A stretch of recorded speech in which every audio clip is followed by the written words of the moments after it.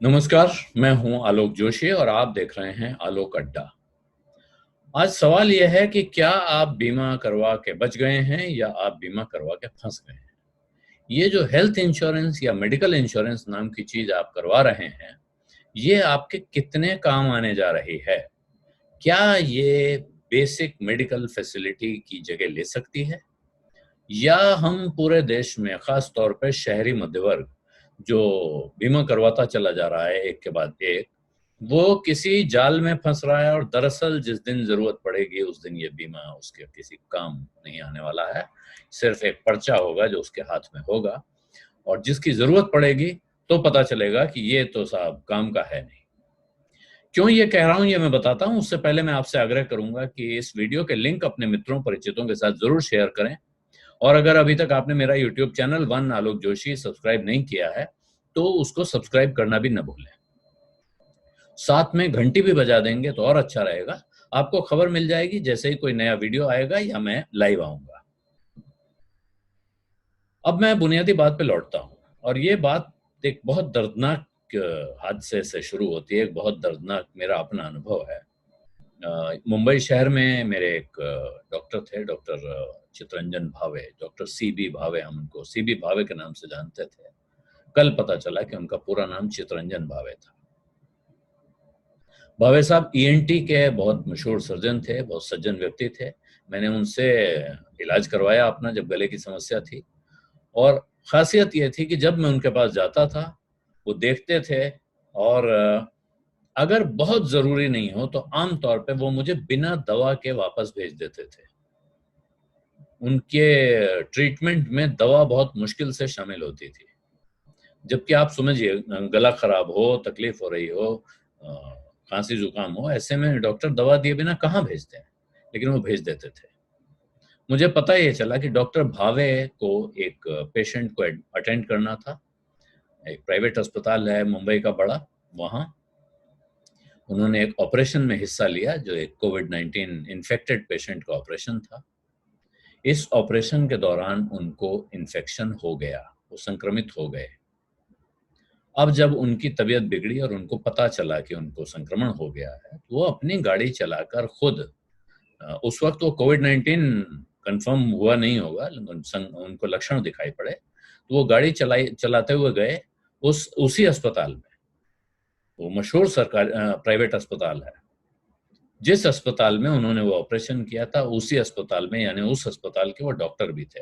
वो किसी मामूली आदमी की हैसियत से वहां नहीं गए थे, लेकिन उनको वहां लगभग 10 घंटे का इंतजार करना पड़ा।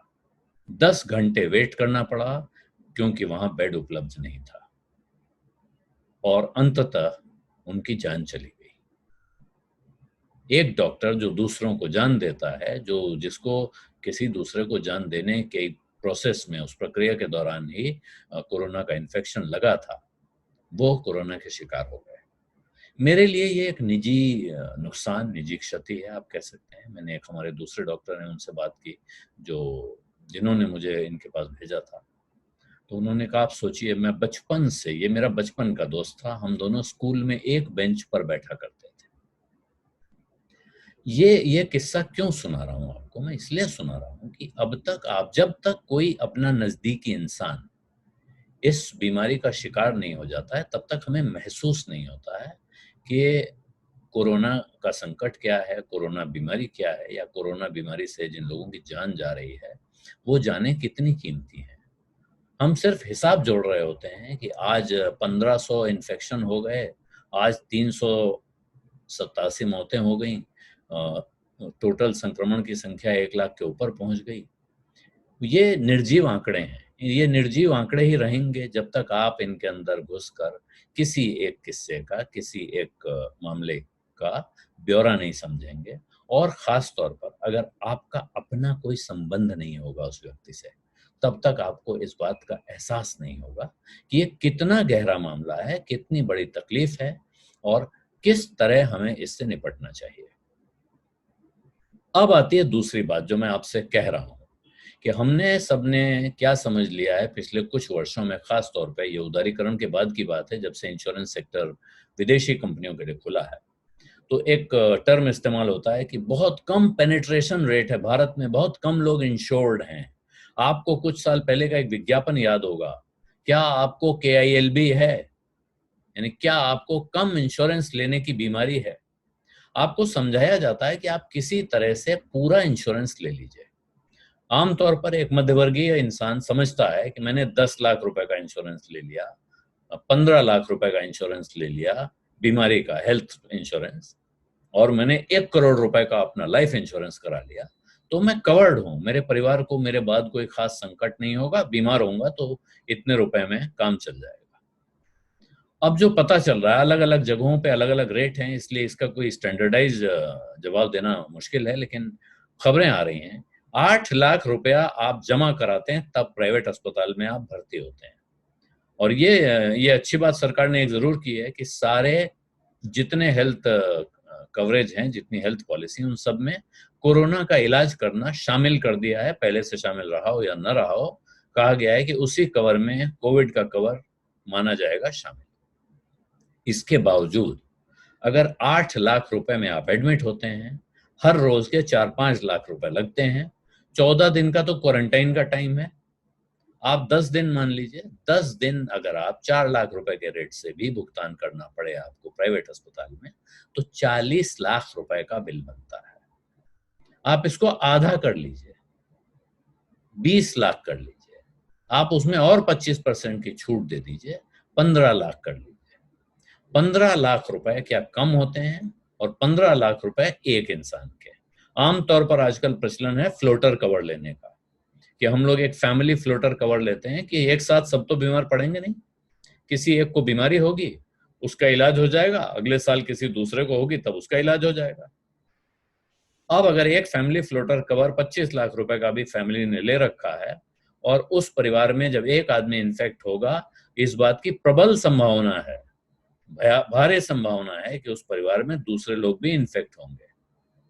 अगर 3 लोग एक साथ अस्पताल में भर्ती हो गए तो वो कवर कहां जाएगा, आप सोचिए। और इसके साथ जो सोचना है हम सबको एक समाज के तौर पे, वो ये कि हमने अपने सरकारी अस्पतालों का क्या किया हुआ है। आज की तारीख में भी जो सरकारी अस्पतालों में इलाज हो रहे हैं, जहां भी हो रहे हैं, बड़े शहरों में, छोटे शहरों में, वहां इस पे कोई खास खर्चा नहीं है, वहां ये इलाज लगभग मुफ्त हो रहा है। दिल्ली में जो झगड़ा चल रहा है वो इसी बात पे चल रहा है कि दिल्ली सरकार कह रही है कि हमने यहाँ जो अस्पतालों की व्यवस्था की है कोरोना से निपटने के लिए, उसमें अब दूसरे राज्यों से लोग आकर अगर भर्ती होंगे तो फिर हमारे लोग कहाँ जाएंगे। ये एक बहुत दुविधा में डालने वाला सवाल है, इसका जवाब देना। आपके घर में अगर एक इंसान बीमार हो और उस वक्त आपको एक ऑक्सीजन सिलेंडर की जरूरत हो, वो ऑक्सीजन सिलेंडर आपके पास है, और उसी वक्त आपके पड़ोस से कोई दूसरा आदमी बीमार हो और उसको सिलेंडर की जरूरत पड़ जाए, तो आप किसे देंगे? इंसानियत कहती है कि आप उसको बांटिए, लेकिन क्या आप उस वक्त वो इंसानियत निभा पाएंगे? मेरा ख्याल है दिल्ली सरकार के सामने भी ऐसा ही एक सवाल है, केंद्र सरकार के सामने है, लेकिन इससे बड़ा सवाल और इससे बहुत बड़ा सवाल हम सब के सामने ये है कि हमने अपने देश में हथियार खरीदने पर, अमेरिका से अभी ये फ्रांस से रफाल खरीदे जा रहे हैं, अमेरिका से और बड़े बड़े हथियार खरीदे जा रहे हैं, परमाणु शक्ति जुटाने में, सेना को चाक चौबंद करने में जो खर्चा किया है, उस खर्चे के मुकाबले कितना खर्चा अस्पतालों पर, मेडिकल व्यवस्था जुटाने पर और अपने स्कूलों पर किया है। हमने अगर ये खर्चे तसल्ली से, तरक्की तमीज से किए होते तो शायद आज हमारे सामने ये संकट खड़ा ना होता। और ये संकट का अंदाजा आप इस बात से लगा लीजिए कि ब्रिटेन का जो पब्लिक हेल्थ सिस्टम है, NHS बोलते हैं, नेशनल हेल्थ सिस्टम, वो दुनिया का सबसे अच्छा पब्लिक हेल्थ सिस्टम माना जाता है। मेरा अपना अनुभव है, मैंने उसको अनुभव किया है।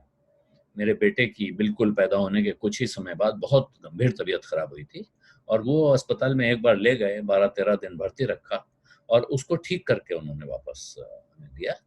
और पूरी पूरी जान से लगे होते हैं, ये नहीं लगता है आपको किसी भी समय कि ये डॉक्टर इसको आपका बच्चा ट्रीट कर रहा है। वो उसको उसी तरह देखता है, वहां के नर्स, वहां के डॉक्टर स्टाफ, सारा मेडिकल स्टाफ, जैसे कि वो अपने बच्चे को ट्रीट कर रहे हैं। उसके साथ खेलना भी उनके लिए उसी तरह का काम है जैसे हम लोग घर में अपने बच्चों के साथ खेलते हैं। इसके बावजूद ब्रिटेन नहीं झेल पाया इस बीमारी को। इटली का मेडिकल सिस्टम भी दुनिया का दूसरा सबसे अच्छा मेडिकल सिस्टम माना जाता है, पब्लिक हेल्थ सिस्टम, फिर भी वो नहीं झेल पाया। वजह ये है कि हम में से ज्यादातर लोग जैसे हम आश्वस्त हैं कि मेरे पास तो बहुत बढ़िया मेडिकल इंश्योरेंस है, हेल्थ इंश्योरेंस है, चिंता की कोई बात नहीं है, एक प्राइवेट अस्पताल में जाऊंगा और फटाक से एडमिट हो जाऊंगा और वहां मेरा इलाज हो जाएगा। आप जरा आज अपने शहर के प्राइवेट अस्पतालों के बेड्स की हालत पता कर लीजिए। क्या वो घुसने भी दे रहे हैं नए पेशेंट को वहां? कोविड तो छोड़ दीजिए, किसी सामान्य बीमारी के लिए बेड नहीं मिल रहे हैं। और वजह यही है कि इंश्योरेंस की वजह से बहुत ज्यादा लोग प्राइवेट अस्पतालों की तरफ जा रहे हैं। उन्होंने पॉलिसी ले रखी है, उस पॉलिसी का सदुपयोग करना है। किसी को कंपनी ने पॉलिसी दे दी है, किसी ने खुद ले ली है। और इसलिए जैसे ही आप अस्पताल जाते हैं वहां 2 रेट लग जाते हैं, वहां रेट पूछा जाता है आप इंश्योर्ड हैं कि नहीं है। अगर आप इंश्योर्ड नहीं है तो आपके लिए एक सस्ता पैकेज होता है, सस्ता रेट आपको लगता है। जैसे ही उन्हें पता चलता है आप इंश्योर्ड हैं, आपका रेट बढ़ जाता है। आपको एक नया रेट कार्ड हाथ में दे दिया जाता है कि इसको आप अप्रूव करा लीजिए, या अस्पताल खुद अप्रूव कर लेगा, फॉर्म भर दीजिए। इस चक्कर में हम लोग अब तक ये समझकर आश्वस्त हैं, हमारी सरकारें आश्वस्त हैं कि हाँ सब ठीक है, सब चल रहा है, बहुत सारे लोग इंश्योर्ड हो जाएंगे तो सरकार के खजाने पे बोझ नहीं आएगा। प्रश्न ये है कि जब अस्पताल ही नहीं होंगे, जब बेड ही नहीं होंगे, तो इंश्योरेंस हमारे किस काम आने वाला है? इस सवाल पर गंभीरता से विचार कीजिए। इस वीडियो के लिंक अपने मित्रों परिचितों के साथ और शेयर कीजिए। मैं इस विषय पे कुछ और जानकारी जुटा के लाऊंगा, किसी विशेषज्ञ से भी आपकी बात कराऊंगा।